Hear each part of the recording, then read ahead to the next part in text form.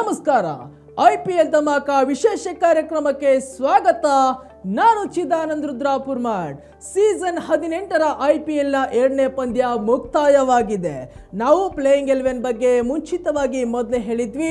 ಇವತ್ತು ಸನ್ ರೈಸರ್ಸ್ ಹೈದರಾಬಾದ್ ತಂಡದ ಬಲಾಬಲ ಹೇಗಿರಲಿದೆ ಎಂದು ಮತ್ತು ರಾಜಸ್ಥಾನ್ ರಾಯಲ್ಸ್ ತಂಡದ ಬಲಾಬಲ ಹೇಗಿರಲಿದೆ ಎಂದು ನಾವು ಮುಖ್ಯವಾಗಿ ಮಾತನಾಡಿದ್ವಿ. ಸನ್ ರೈಸರ್ಸ್ ಹೈದರಾಬಾದ್ ತಂಡದ ಬ್ಯಾಟಿಂಗ್ ಪರಿ ಇವತ್ತು ಆ ಮಾತು ನಿಜವಾಗಿದೆ. ಸನ್ ರೈಸರ್ಸ್ ಹೈದರಾಬಾದ್ ತಂಡದ ಬ್ಯಾಟ್ಸ್ಮನ್ಗಳ ಅಬ್ಬರದ ಮುಂದೆ ರಾಜಸ್ಥಾನ್ ರಾಯಲ್ಸ್ ತಂಡದ ಬೌಲರ್ಸ್ಗಳು ಮಖಾಡೆ ಮಲಗಿದ್ರು. ಹೌದು, ಇವತ್ತು ರಾಜೀವ್ ಗಾಂಧಿ ಅಂತಾರಾಷ್ಟ್ರೀಯ ಸ್ಟೇಡಿಯಂನಲ್ಲಿ ಹೈದರಾಬಾದ್ನಲ್ಲಿ ನಡೆದ ಪಂದ್ಯದಲ್ಲಿ ಸನ್ ರೈಸರ್ಸ್ ಹೈದರಾಬಾದ್ ತಂಡ ಗೆದ್ದು ಬೀಗಿದೆ.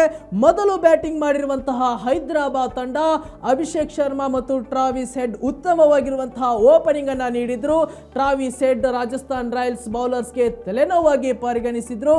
ನಂತರ ಅಭಿಷೇಕ್ ಶರ್ಮಾ ಔಟ್ ಆದ ನಂತರ ಇಶನ್ ಕಿಶನ್ ದಾಂಗುಡಿ ಒಂದು ಅಬ್ಬರದ ಬ್ಯಾಟಿಂಗ್ ಇಡೀ ರಾಜಸ್ಥಾನ್ ರಾಯಲ್ಸ್ ತಂಡದ ಒಂದು ಬೌಲರ್ಸ್ಗಳನ್ನ ಮಖಾಡೆ ಮಲಗುವಂತೆ ಮಾಡಿತು.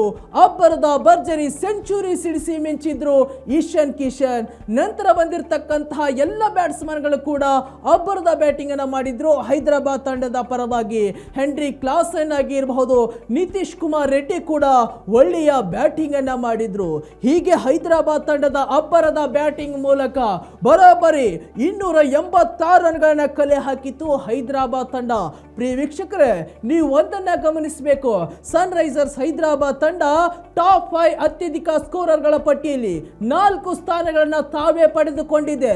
ಮೊದಲು, ಸೆಕೆಂಡ್ ಮತ್ತು ಥರ್ಡ್ ಪ್ಲೇಸ್ ಅಲ್ಲಿ ಕೋಲ್ಕತಾ ನೈಟ್ ರೈಡರ್ಸ್ ಮತ್ತು 4th ಪ್ಲೇಸ್ ಅಲ್ಲಿ ಅದೇ ಸನ್ ರೈಸರ್ಸ್ ಹೈದರಾಬಾದ್ ತಂಡ ಮತ್ತು 5th ಪ್ಲೇಸ್ ಅಲ್ಲಿ ಕೂಡ ತಾನೇ ಕೂತ್ಕೊಂಡು ಅತ್ಯಧಿಕ ಸ್ಕೋರರ್ಗಳ ಪಟ್ಟಿಯಲ್ಲಿ ಕೂಡ ಸನ್ ರೈಸರ್ಸ್ ಹೈದರಾಬಾದ್ ತಂಡ ದಾಪುಗಾಲನ್ನಿಟ್ಟಿದೆ.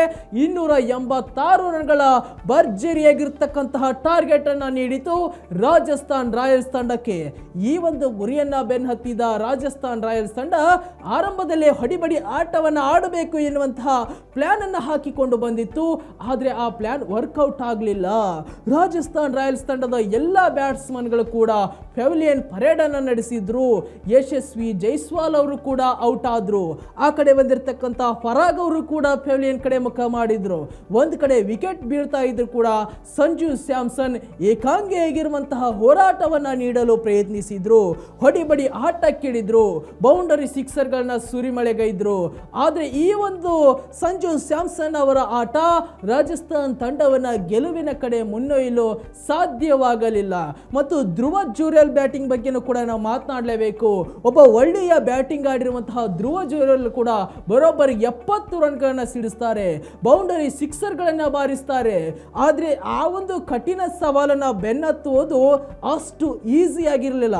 ಬರೋಬ್ಬರಿ 286 ರನ್ಗಳ ಅವಶ್ಯಕತೆ ಇತ್ತು.